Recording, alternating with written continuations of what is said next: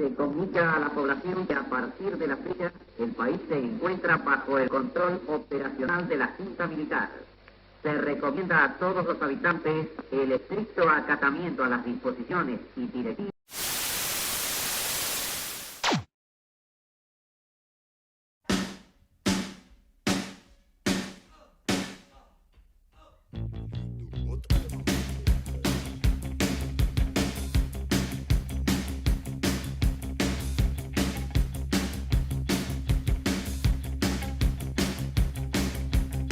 Yo que nací con mi idea, yo que nací sin poder, yo que luché por la libertad, pero nunca la pude tener.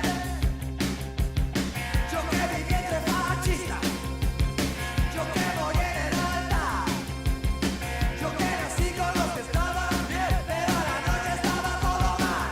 Hoy pasó el tiempo. Hola, esperamos que estén teniendo un lindo día, tarde o noche. En esta ocasión, lo que nos trae a armar este video es conmemorar que recientemente cumplimos como nación 40 años de democracias consecutivas, un hito hermoso para nuestro país, que hace no más de 50 años vivió la que es una de sus etapas más horrorosas y oscuras, de la mano de quienes comandaban a las Fuerzas Armadas en aquella época. Pero para aquellos o aquellas que no sepan de qué estamos hablando, les daremos un pequeño contexto. En los años 70, desde 1976 hasta 1983, quienes comandaron al país no fueron miembros de un partido político convencional, sino las Fuerzas Armadas, y no fue un gobierno democrático elegido por el pueblo, sino uno que fue dado de la mano de la violencia y que durante todo su mandato siguió operando con este mano. Asumieron cuando el 24 de marzo de 1976, día que ahora en nuestro país de la memoria en nombre de esta dictadura y los crímenes ocurridos en ella, organizaron un golpe de estado, financiando indirectamente también por los Estados Unidos con el Plan Cóndor en contra de Isabel Perón, quien había quedado al mando del país luego de la entonces reciente muerte de su marido Juan Domingo Perón, quien había sido el último presidente de la Argentina hasta ese momento. Su gobierno, como mencionamos antes, se gestó y se desarrolló siempre desde conductas violentas, conservadoras incluso, y altamente extremistas, llegando al punto de condenar social y moralmente a cualquier individuo o grupo que se les opusiera o difiera de lo que ellos creían como correcto, tachando a estas personas que describimos como subversivas. Y esta dictadura tuvo cifras tan fatales debido a que, según sus palabras, ningún argentino o argentina está a salvo de ser subversivo. Todo ciudadano, sin importar su edad, procedencia o intenciones, se librará de ser sospechoso. Pero volviendo a la primicia de nuestro trabajo, probablemente tengan como pregunta central: ¿qué hicimos? ¿O por qué hacemos esto? Bueno, además de que en conjunto con 5 materias abordamos varios aspectos de la dictadura, en honor a los 40 años que mencionamos. A nivel institucional, con nuestro curso realizamos una salida de campo a un edificio llamado el Infierno de Avellaneda. Este, como varios edificios en nuestro país, operaron como centros clandestinos de tortura y exterminio en la dictadura cívico-militar. Y hoy, al igual que varios edificios o localidades que operaron en nombre de la violencia a lo largo del mundo, hoy son rememorados en sentido reflexivo, operando como museos conmemorativos y no como edificios propios del terror.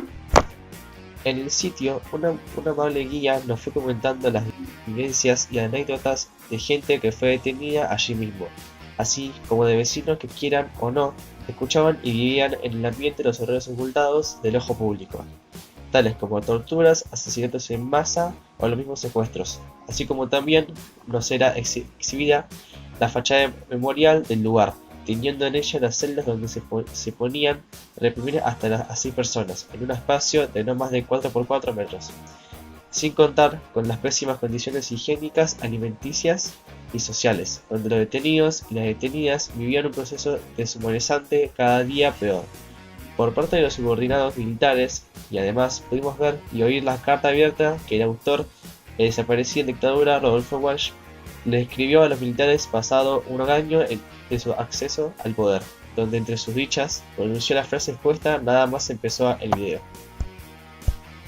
Pero tras concluir la salida y la documentación de la misma, nuestro proyecto no culminó ahí, sino que dio inicio. Todo el proyecto estuvo siendo abordada en 5 materias del área de sociales en nuestro colegio. Esas son geografía, historia, sociología, política y ciudadanía y la materia llamada comunicación, cultura y sociedad, en las que ampliamos nuestra información y datos acerca de la dictadura. Con estas materias pudimos realizar en conjunto dos trabajos. El primero fue una entrevista hecha a un testimonio, que escogimos dejar en el anonimato por su seguridad, para que nos pueda comentar la mirada social que se tenía desde el punto de vista de un testigo que vivía la dictadura. El segundo fue una monografía, realizado en grupos más pequeños que los formados para realizar este video. Quisimos planeándonos alguna duda personal que tengamos en la dictadura, y luego la expandimos con investigaciones apoyadas por el colegio y de manera autodidacta y de los dos grupos monográficos que se unieron para poder armar este video. Decidimos utilizar una de las dos dudas a las que también llamamos preguntas centrales. Y la pregunta central que utilizamos fue: ¿la elección de los operativos clandestinos de secuestro estuvo condicionada por las características urbanas? Y el tercer trabajo fue uno que vino de la mano con la entrevista previamente mencionado y tiene como nombre Mapa Mental. Más adelante lo explicaremos. Para trabajar a lo largo del proyecto y del año en general, estuvimos utilizando un sistema educativo denominado como BES, que tiene como característica especial el uso del método de trabajo específico llamado rutinas, que consta de varias actividades que se pueden amoldar a cualquier tema que esté viendo, y se usando para maximizar el aprendizaje y la concentración de los estudiantes. Además, las rutinas cuentan con varias pautas a seguir para desarrollar el trabajo llamados hábitos de mente, que sirven para darle una ubicación a él y al estudiante sobre la mirada que debe tener sobre el trabajo y cómo trabajar. A lo largo del video les iremos mostrando varias rutinas que usamos, con ellas los hábitos de mente, además de lo que respondimos en base a ellas. Es más, desde que el vamos, este video fue armado con una rutina llamada Storytelling, y los hábitos de mente que usamos fueron explicar, ordenar, razonar, convivencia, equilibrio, manejar impulsividad, describir, concluir, expresar y sintetizar. Además que, en el área de geografía, hemos consultado la biografía de los siguientes autores para ampliar nuestras respuestas en las rutinas que mostraremos, y ellos son: Alicia Lindón, geógrafa y socióloga de la UBA; Silvia Fabri, geógrafa y docente investigadora del Departamento y del Instituto de Geografía Romualdo Ardizón, UBA; Cora Escolar, dirigente del equipo de investigación sobre políticas y lugares de la memoria; Beatriz Fiorí, profesora de planificación urbana y paisaje de la Universidad Estatal de Maringa; y por último, pero no más importante, Jacques Walter, geógrafo e investigador francés de 71 años. Dadas las pautas, pasaremos a trabajar. La primera rutina que usaremos se llama empatizar, diseño de entrevistas a profundidad y uso de los ámbitos de mente de escanear, tomar riesgo, manejar impulsividad, considerar perspectivas. Conectar, predecir, indagar. Como dicta su nombre, acá es donde desarrollamos la entrevista que les mencionamos. Cuando nos preguntamos, ¿por qué es un derecho y obligación continuar recuperando y construyendo memorias en nuestra sociedad argentina democrática? Y ahí es donde decidimos hacer la entrevista, para concientizar, para dar un mensaje sobre el daño que puede dejar una dictadura como esta. Sin importar quién sea o cuánto haya causado, siempre se dejará una marca. Además, que en esta misma rutina pudimos empezar a construir nuestra monografía, usando la pregunta central que ya les dijimos, como foco de investigación. Y la segunda parte de la rutina, empatizar, empezamos con una lluvia de ideas en clase, con la que pudimos formular qué preguntas hacer al entrevistado y cómo. Sobre todo cómo, porque nuestra intención no es crear un ambiente incómodo o preguntarle cuestiones que le impidan desarrollarse como le gustaría a nuestro entrevistado. Y de este proceso nacieron 10 preguntas que formulamos junto con el profesor de geografía y el curso en general. La pregunta número 1 fue: ¿qué recuerdos tenés del barrio en el que viviste durante el terrorismo de Estado? La pregunta número 2 fue: ¿la circulación del barrio en el que viviste durante la dictadura militar fue concientizada por los militares? La pregunta 2B fue: ¿qué tipo de diferencias encontrás en la circulación por el barrio durante la última dictadura militar y la actualidad? Pregunta número 3. ¿Qué sentimientos recordás de la dictadura? Pregunta número 4. ¿Recordás acontecimientos agradables vividos en el barrio? ¿Cuáles? ¿Tenías algún lugar seguro? Pregunta número 5. ¿Qué espacios representaban miedo o desagrado vividos durante el terrorismo de Estado de tu vida cotidiana? Pregunta número 6. ¿Podés describir la organización entre tus conocidos y vos durante la dictadura? Pregunta número 7. ¿De qué manera tu libertad de pensamiento y expresión fue limitada? Pregunta número 8. ¿Cómo actuaron los medios de comunicación en la manipulación de lo que estaba ocurriendo? Pregunta número 9. ¿Qué diferencias y similitudes podés contar sobre los miedos o agrados del barrio en el que viviste? Y por último, pregunta número 10. ¿Sufriste o viste algún tipo de violencia durante la dictadura? ¿Cuál? ¿Y en qué pensaste?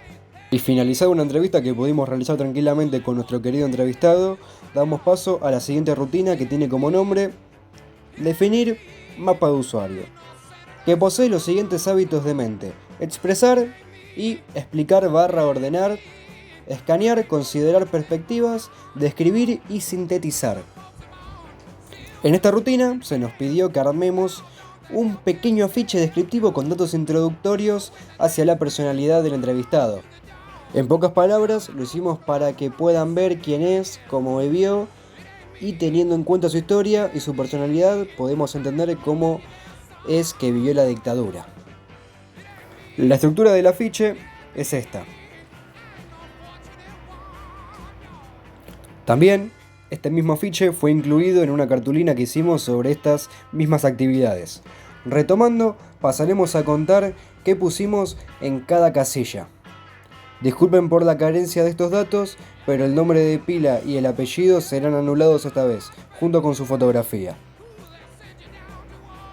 Pasando a la personalidad, es una persona tranquila y bastante serena.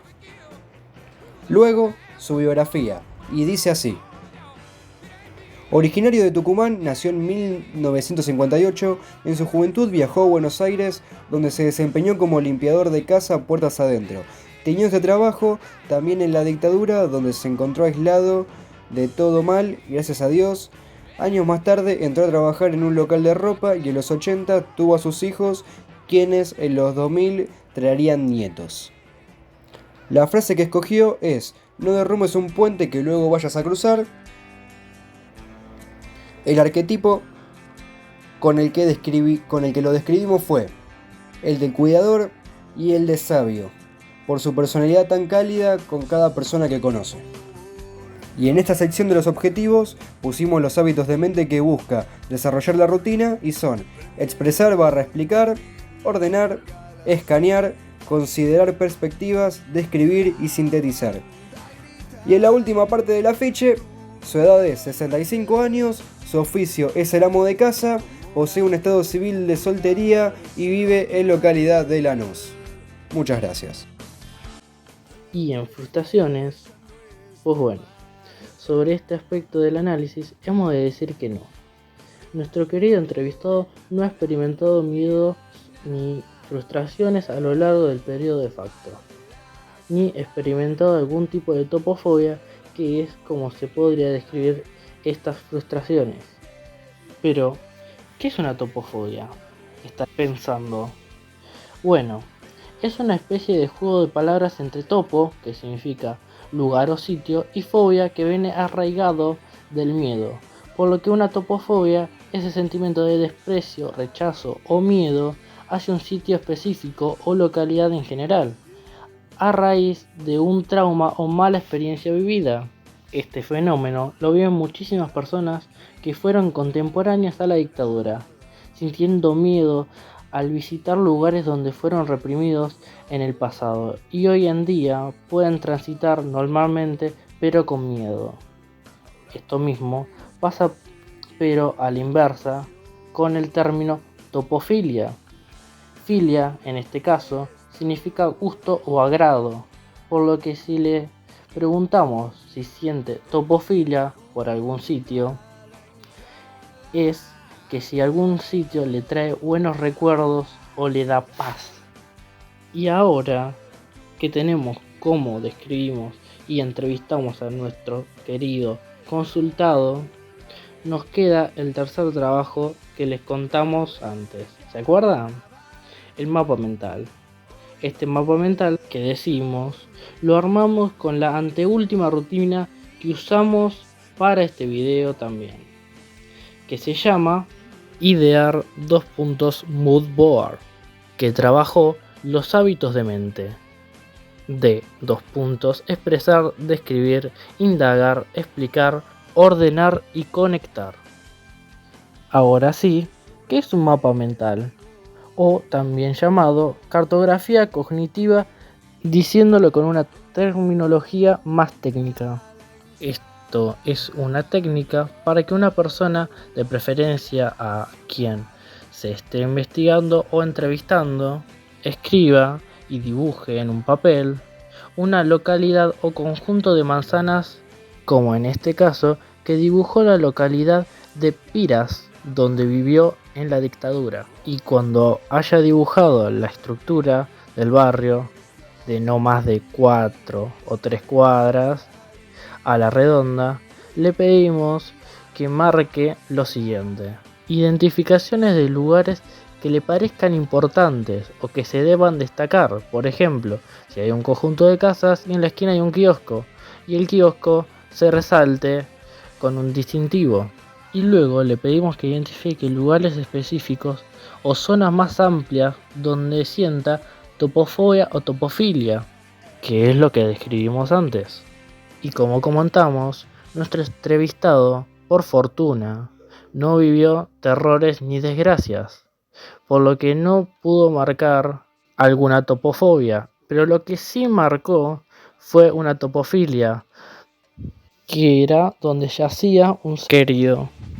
Y después de eso, por nuestra cuenta tuvimos que marcar en un mapa del Gran Buenos Aires el lugar específico donde quedaba la casa y localidad donde vivió nuestro entrevistado en la dictadura, que es lo siguiente. Y ya se nos va el video, porque llegamos a la última rutina que usamos, que se llama prototipar, mapa de ofertas, que trabaja estos hábitos de mente.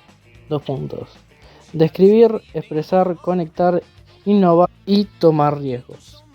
Esta rutina estuvo dividida en 3 partes. Primero, ya que hablamos de los mapas mentales que hizo el entrevistado, y tal ahora pasamos a los mapas digitales, donde ubicamos el sitio de la memoria que visitamos a través de Google Maps y por Google Earth, donde vimos al infierno de Avellaneda, ubicado en 12 de octubre 234, en la localidad de Avellaneda, valga la redundancia, más ampliamente en la provincia de Buenos Aires. Luego, tras pasar por tanta acción, en donde visitamos lugares, entrevistamos a gente y buscamos información a lo loco, pasamos al enfoque teórico de la dictadura y con la bibliografía de los autores que vimos en geografía. Empezamos a hacernos preguntas que son las siguientes: ¿qué prácticas y dinámicas tenían los militares de los centros de detención clandestinos y tortura en periodo de facto? Bueno, tenemos que en sus planes constaban 5 pasos. El primero era investigar quiénes podían ser subversivos, es decir, las personas que pretenden alterar el orden social o destruir la estabilidad política del país. Esto se hacía mediante los siguientes métodos: sacando la información a la gente ya detenida por medio de tortura, o simplemente gracias a algún tipo de dato que se les daba a los militares. Este ámbito era meramente teórico, ya que luego pasaban a la acción. En el segundo paso era la búsqueda, donde se cerraba la manzana alrededor del sitio donde se secuestraba a la persona. El tercer paso era secuestrarla. Y el cuarto paso era borrar todo tipo de registro físico de la persona, y parte de esto era detenerla en un centro clandestino de detención y tortura, donde se lleva a cabo el quinto paso, que era mantenerlos en la clandestinidad y en encierro, donde los detenidos y detenidas vivían inhumanamente, innumerables y inimaginables torturas por parte de los subordinados militares. Puede que algún otro detenido haya sido liberado, pero la gran mayoría permanecía ahí, obligados hasta el día en que los exterminaban. Segundo, por la similitud tan fatídica que hay entre el centro clandestino y un campo de concentración y de exterminio también, y la forma en la que operan estos, de qué manera su relación con la lógica de los campos influyó o afectó tanto a las detenidos, detenidas, recluidos, recluidas en los mismos. Bueno, aquí podemos decir que al igual que en los campos de concentración o cualquier organización que se encargue de violar y deshacer todo intento de tener derechos humanos, se buscaba deshumanizar a los detenidos. Pedido de los mismos mandatarios, los mismos subordinados no veían límites en sus torturas y los detenidos perdían toda esperanza, al estar únicamente bajo la supervisión o cuidado, si se le puede decir, de auténticos psicópatas, que poco y nada les importaba la vida de estos. Y por último, todo este caos que se vivía con los militares, cómo afectó a los vecinos y pobladores de las zonas que presenciaron esto. Esto generó traumas irremediables que provocó recuerdos de un horroroso ayer, que siguen persiguiéndolos hasta un triste hoy.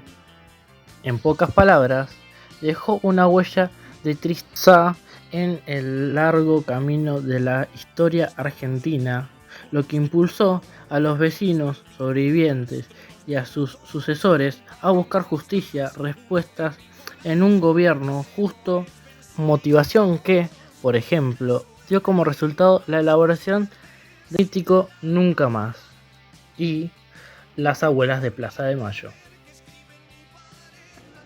Y también te que consultar la bibliografía de la autora Fabri, donde también nos habló sobre la recuperación de un ex centro clandestino, y es de la mansión sede. Nos surgió como duda lo siguiente: ¿cuál es la lógica espacial geográfica que desplegó el terrorismo Estado en la dictadura cívico-militar del 76? La lógica o análisis que tenían los militares de todo el país en general era intentar tener un control milimétrico en cada detalle, controlar la identidad, paradero e intenciones de cada argentino o argentina, y en caso de que alguno denote una característica que ellos llamen subversiva, se los extrae física y simbólicamente del ojo público, dándoles ahora una etiqueta genérica de desaparecidos, sin responsabilizarse de sus actos. Y también, al ver cómo los militares operaban tan violentamente, aunque sea redundante pensarlo, nos preguntamos, concretamente, ¿cuál era el objetivo de los militares? ¿Qué querían provocar física y psicológicamente en los y las argentinos con toda esta tortura? Para responder esto les podemos mostrar este dibujito, que si bien es una mirada un poco más amigable o ligera de lo que pasó, en definitiva era eso. Cada intento de distinguirse o diferenciarse de las actitudes militares era visto como una luz verde para estos, para exterminar inmediatamente a cualquier persona o grupo que intente rebelarse ante sus estándares.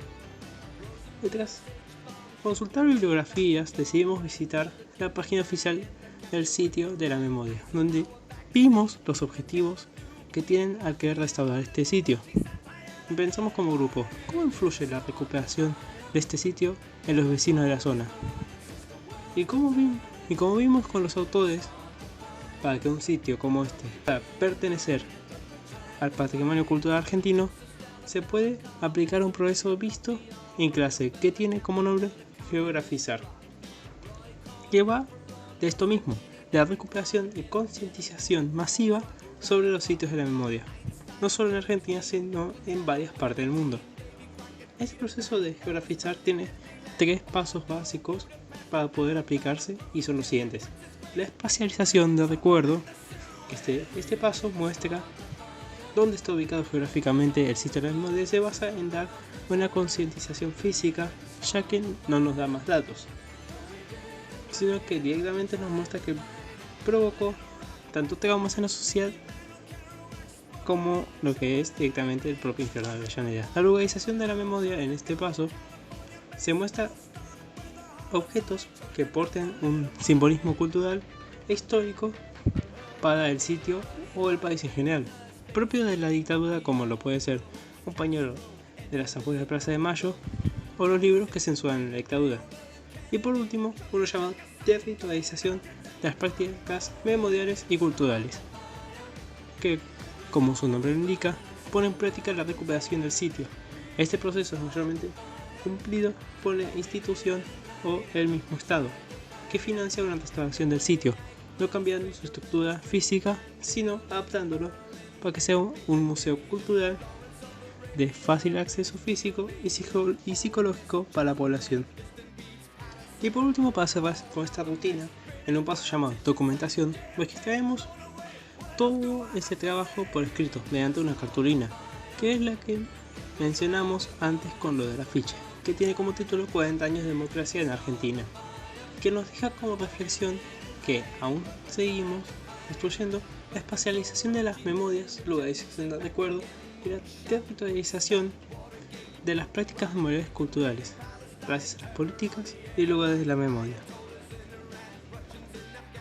Y después de ver la dictadura, sus cambios, sus calamidades y lo que pasó en la población de esos años, pensamos como grupo a todo esto, ¿cómo quedó la Argentina después? ¿Cómo quedamos política, económica y socialmente? Respuesta corta, más o menos, no tan bien. Respuesta larga, políticamente sí es verdad que la Argentina se volvió prevenida y desgraciadamente desconfiada. La gente no quiere que esto vuelva a suceder. Socialmente lo mismo. Ha quedado una huella imborrable de terror, que por suerte, gracias a los valientes grupos de concientización y que buscan justicia, como las mapas y abuelas de Plaza Mayor, la memoria de los desaparecidos, perseguidos y aterrorizados en la dictadura seguirá viva.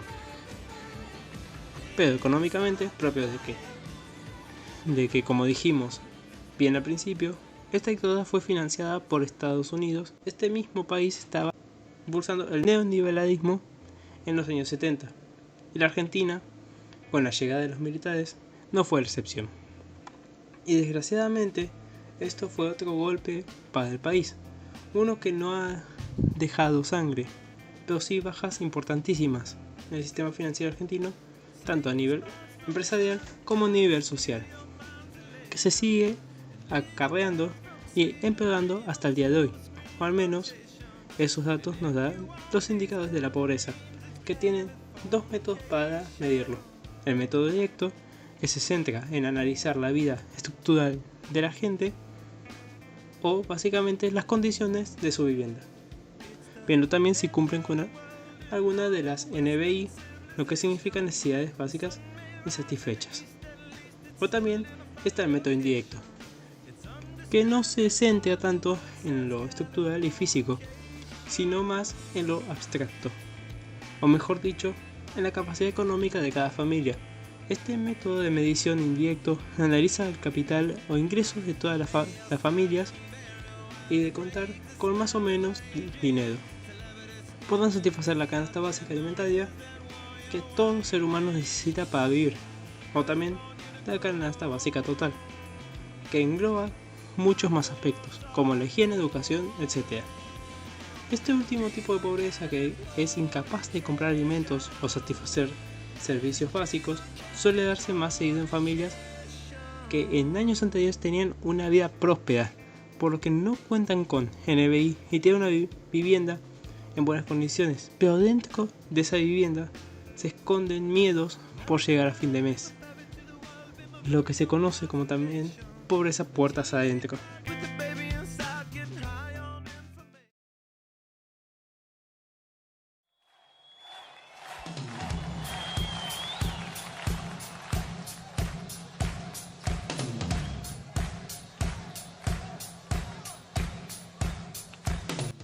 Bueno, como vimos, más allá de todos los terrores, infortunas o malas pasadas que el mismo gobierno le pueda hacer pasar a los argentinos, nos hemos sabido levantar, luchar y seguir como pueblo.